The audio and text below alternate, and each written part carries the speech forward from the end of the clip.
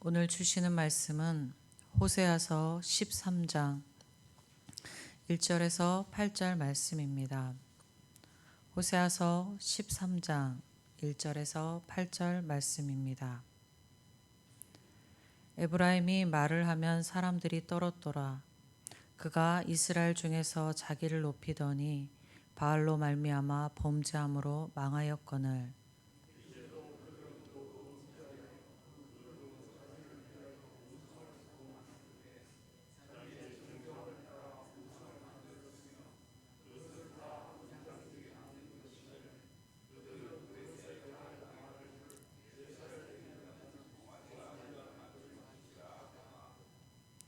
이러므로 그들은 아침 구름 같으며 쉬 사라지는 이슬 같으며 타작마당에서 광풍에 날리는 쭉쟁이 같으며 굴뚝에서 나가는 연기 같으리라.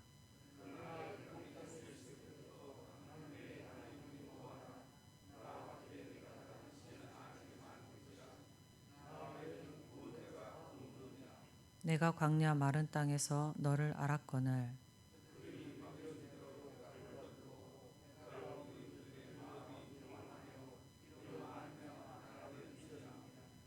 그러므로 내가 그들에게 사자 같고 길가에서 기다리는 표범 같으리니 내가 새끼 잃은 곰같이 그들을 만나 그의 염통 거풀을 찢고 거기서 암사자같이 그들을 삼키리라.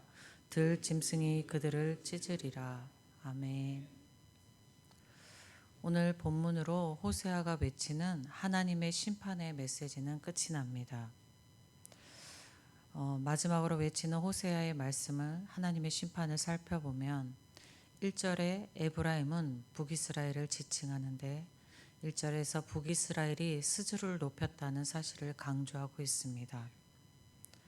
스스로를 높였다는 것은 하나님보다 자기를 위에 두고 있다는 교만이라고 할 수 있습니다. 그들이 스스로를 높인 결과는 우상 바울을 숭배함으로 결국에 멸망에 이르게 하는 것이었습니다.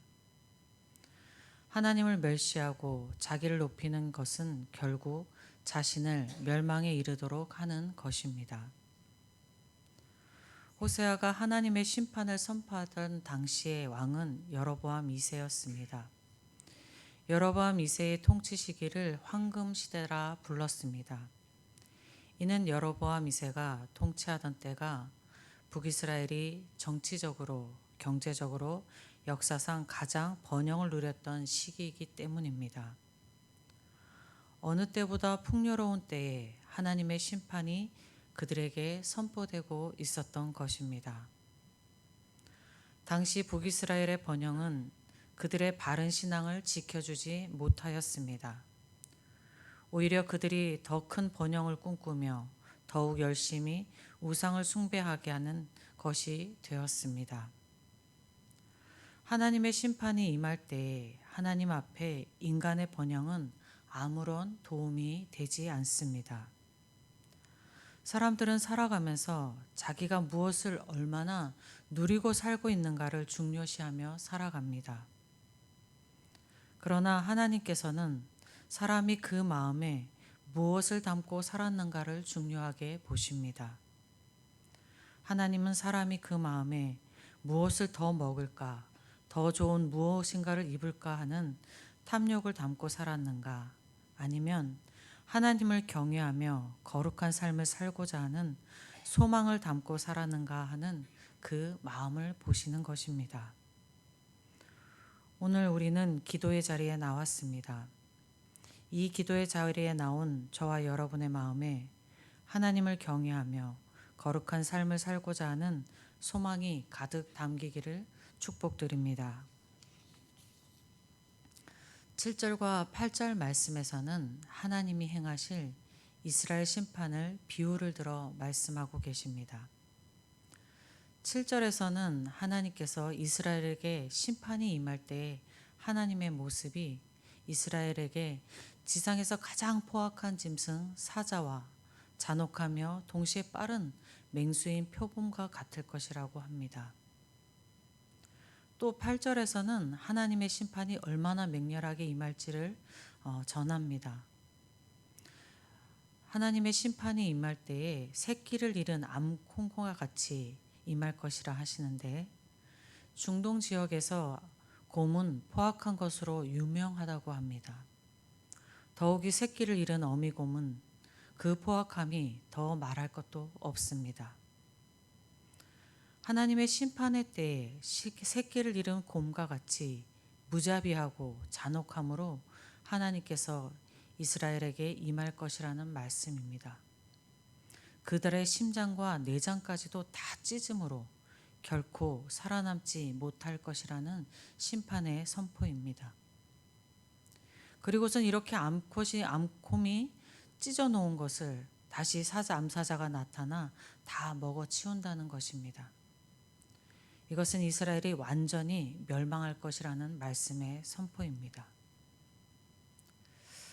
이스라엘 백성들이 메마른 광야를 건너올 때에 먹을 것이 없을 때에 양식을 공급해 주셨던 하나님은 이스라엘 백성들에게 목자이셨습니다.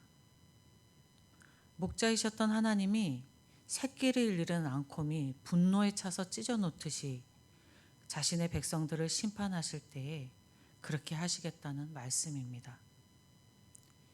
이런 말씀을 읽을 때 우리는 당혹스러움과 동시에 큰 두려움을 가지게 합니다.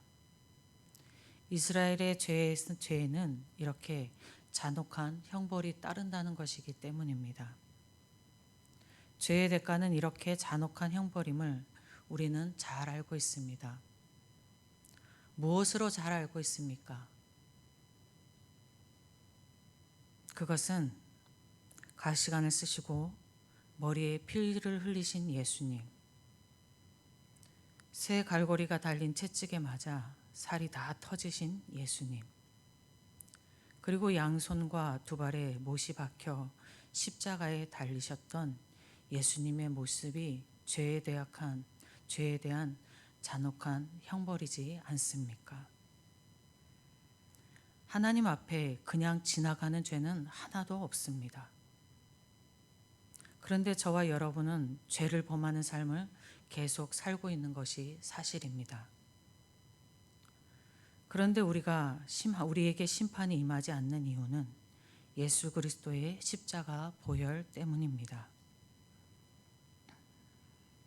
죄가 가벼워 하나님 안에서 사는 것이 아님을 기억하는 여러분과 제가 되기를 간절히 바랍니다.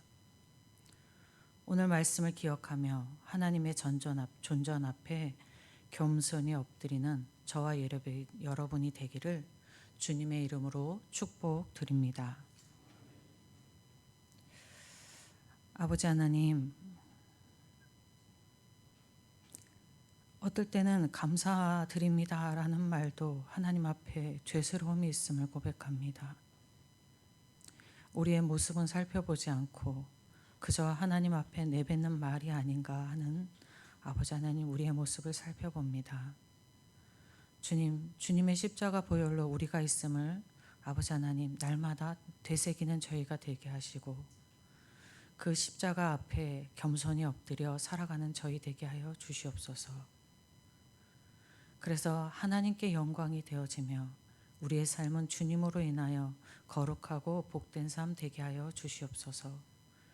우리와 함께 하시는 하나님께 감사드리며 우리 주 예수 그리스도 이름으로 기도드립니다. 아멘.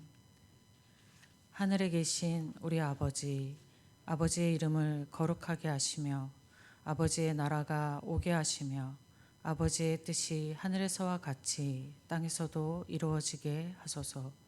오늘 우리에게 일용할 양식을 주시고 우리가 우리에게 잘못한 사람을 용서하여 준 것 같이 우리 죄를 용서하여 주시고 우리를 시험에 빠지지 않게 하시고 악에서 구하소서. 나라와 권능과 영광이 영원히 아버지의 것입니다. 아멘. 이 시간 함께 기도하실 때에 우리 예천교회를 위해서 기도하겠습니다. 주님이 십자가 지시고 세우신 교회, 주님의 보혈 그 아래에 세워진 우리 교회가 주님의 보혈로 더욱더 구원의 빛을 비추는 교회 되게 하시기를 기도드리고 하나님의 믿음으로 더욱더 서가는 성도들이 되기를 위해서 기도하겠습니다. 위임 목사님을 비롯한 교육자들이 영역이 강건하여서 온전히 각자가 맡은 일을 잘 감당하기를 기도하여 주시고, 당회와 항존 직분자에게 하나님이 주신 맡기신 직분을 잘 감당해내는 영적 힘과 열심을 주시기를 기도하겠습니다.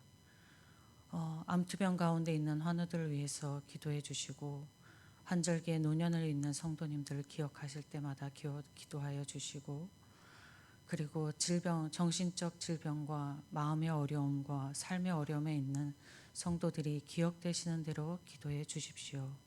그리고 예천 지역을 위해서 기도하시고, 이 나라를 위해서 기도하시고, 세계에 전쟁이 있는 곳과 또 복음에 들고 온 마음과 온 뜻과 힘을 다하는 선교지마다 주님의 빛이 비춰주기를 주님의 이름 한번 부르고 함께 기도하겠습니다.